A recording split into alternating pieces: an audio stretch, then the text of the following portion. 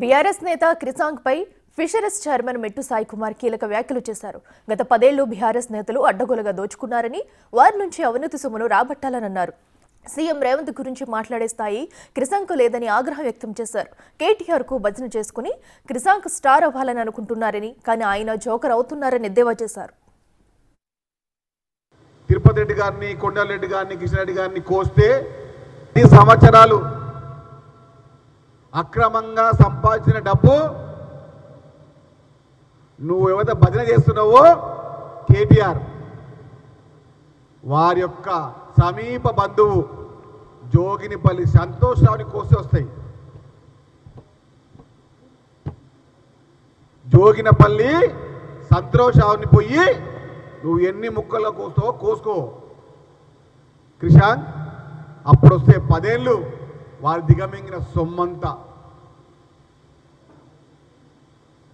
పిచ్చి మాటలు మాట్లాడతావు, పిచ్చేషాలు వేస్తావు, నువ్వెంత అని. కానీ రేవంత్ రెడ్డి గారి కుటుంబం దగ్గరకు వచ్చి నీ చెంపలు చల్ల చల్ల చల్ల చల్ల పలుగుతాయి. నువ్వు భజన చేయి, నీ కేటీఆర్కి భజన చేయి, నువ్వు హరీష్ రావుకి భజన చేయి, నువ్వు పూజించే మీ కేసీఆర్ భజన చేసుకో. కానీ రేవంత్ రెడ్డి గారి కుటుంబం గురించి చిల్లర మల్లరగా మాట్లాడితే తమ్ముడు క్రిషాంక్ ఇక నెక్స్ట్ టైం నీకు చెప్పడం ఉండదు. ఇక నీ స్థాయి తెలుసా అసలు?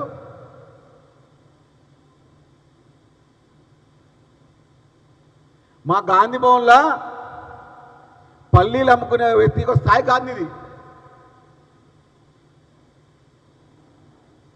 మా గాంధీ భవన్లో ముగ్గురు అమ్ముతారు, పల్లీలు అమ్ముతారు, వాళ్ళకన్నా చిన్న స్థాయిని ఇది.